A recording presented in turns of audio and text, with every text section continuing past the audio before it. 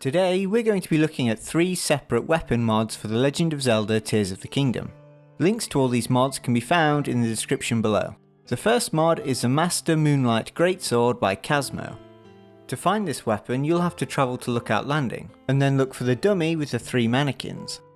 You'll also find a material in the chest next to it. You'll also find additional copies with the Bargainer statue in Lookout Landing. The sword itself looks like a much longer version of the Master Sword, with a mainly turquoise and grey colour scheme. The essence on the other hand looks like this, which ensures there isn't a visual change when you fuse it to the weapon. Another thing to note, in the original version of the mod, the weapons were actually in a slightly different location. The older version also accidentally changed the look of the original Master Sword to this new colour scheme.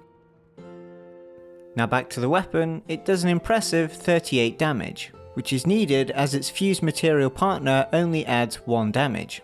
What the material does add however is a much larger version of the Master Sword beam, and unlike the Master Sword it will also activate on every swing. The weapon also has the ability to block and parry, which is incredibly useful considering it's a two-handed weapon. In regards to other fusers, the weapon more or less works the same as a Master Sword, with the exception of any material that replaces the blade, which instead makes the weapon look like the broken Master Sword. Moving back to the material, it can be applied to any other weapon, including one-handed weapons and spears, which can actually be quite powerful when you consider the fact that the beam itself does 10 damage. The next mod is a set of weapons which you may remember from Breath of the Wild. The mod which introduces these weapons is Challenge Mode Standalone Pack Lynel+, which was made by the Challenge Mode team. Now for those of you who haven't played Breath of the Wild, these are the weapons the Lynels used to use, with each of the 3 main weapon types having 3 different variants. Just like Breath of the Wild, to get your hands on these weapons you'll have to defeat Lynels, with stronger Lynels carrying stronger versions of the weapons. Now it will take some time to get your hands on these weapons, as there are 9 different versions. Thankfully we have a few methods of speeding this process up. Now as mentioned earlier, each main weapon type has 3 different variants.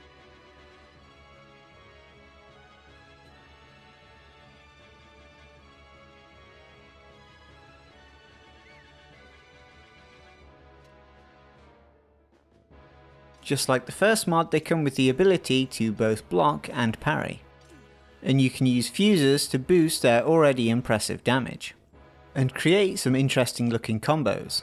Another added feature is that all the weapons in question are also available in the compendium.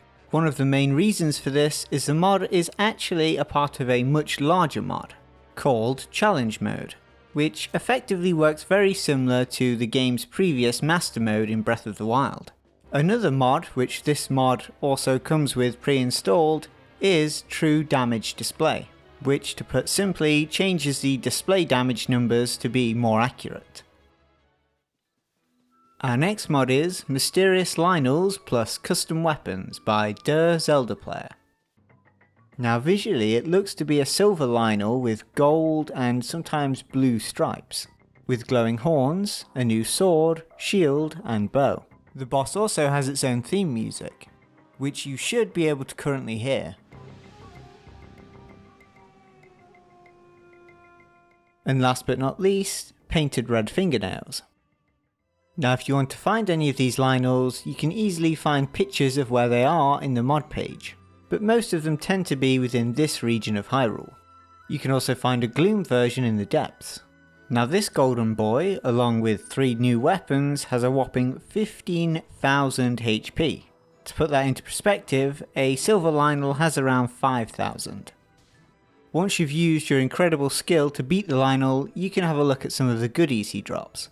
This includes 2 new types of horns, a shield which looks like a sword which looks like the shield but is a sword, and a new bow, along with some other valuable items from the base game.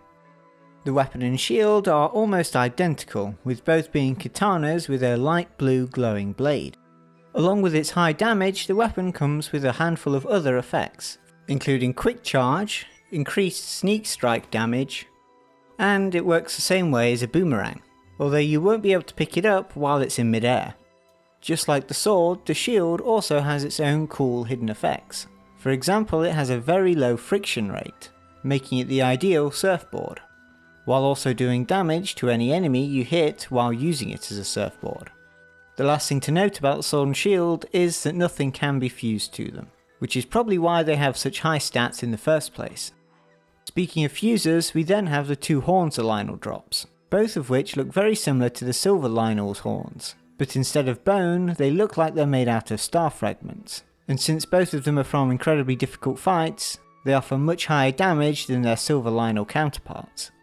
The last item to look at is the bow, which is quite a nice surprise as not many mods actually bother to include bows. With this bow you have obviously very high damage, and it also has a zoom in effect, along with, as expected, very good range. And that's all the mods we're looking at today. If you guys have any suggestions for mods you want to be featured, let me know in the comments below. Thank you to the people who have made the mods, and remember that any of the links to the mods can be found in the description below.